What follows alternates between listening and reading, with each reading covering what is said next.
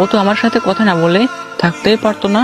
দেন ও ওর বাসার ফোন থেকে আমার সাথে কথা বলে, কিন্তু কোনো একটা কারণে ওর বাসার ফোন থেকেও 2 দিন আমার সাথে যোগাযোগ করতে পারে নাই। ও আমার জন্য পাগল হয়ে যায়, ছটফট করতে থাকে, না খেয়ে না ঘুমিয়ে একদম অসুস্থ হয়ে পড়ে। ওকে নরসিংদীর একটা হাসপাতালে ভর্তি করানো হয়।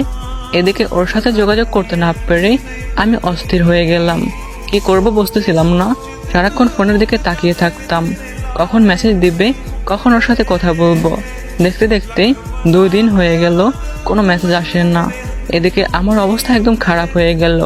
2 দিন পরে হঠাৎ একটা অজানা নাম্বার থেকে কল আসে। সেটা ছিল ওর বড় বোন। সে আমাকে সব ঘটনা খুলে বলে। আমি তো স্তব্ধ হয়ে গেলাম। দেন আমি আমার প্রিয় মানুষটাকে ভিডিও কলে দেখি, একদম পাগলের মতো লাগতেছিল, ছটফট করতেছিল। আমাকে দেখে সে শুধু একটা কথাই বলতেছিল, আবির, আমি তোমাকে ছাড়া থাকতে পারবো না।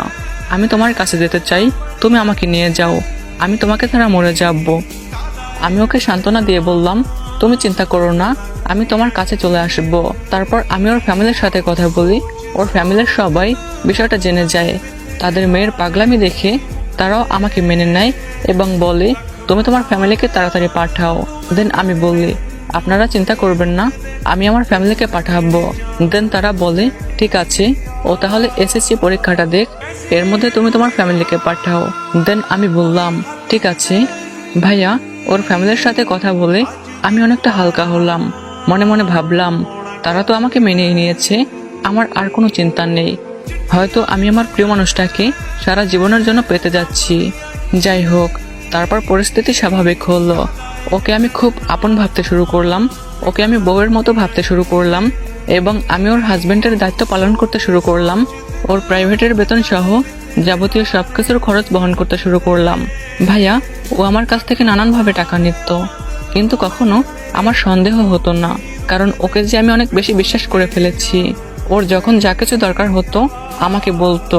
এভাবে দেখতে দেখতে অনেক দিন কেটে গেল। এদিকে আমি আমার ফ্যামিলিকে ওদের বাসায় আংটি নিয়ে পাঠানোর জন্য প্রস্তুত হচ্ছিলাম, কিন্তু একদিন হঠাৎ করে সে আমাকে ফোন দিয়ে কান্না করতে করতে বলতে শুরু করলো, আবির, আমি শেষ হয়ে গেলাম, আমি মরে গেলাম। আমি অবাক হয়ে জিজ্ঞেস করলাম, কি হয়েছে বলো আমাকে। দেন সে আমাকে বলল, আবির আমাকে দেখতে এসেছে, ছেলেকে আমার ফ্যামিলির সবার পছন্দ হয়েছে, ওখানেই নাকি আমাকে বিয়ে দিবে, তুমি কিছু একটা করো। তার কথা শুনে আমার মাথায় যেন আকাশ ভেঙে পড়লো।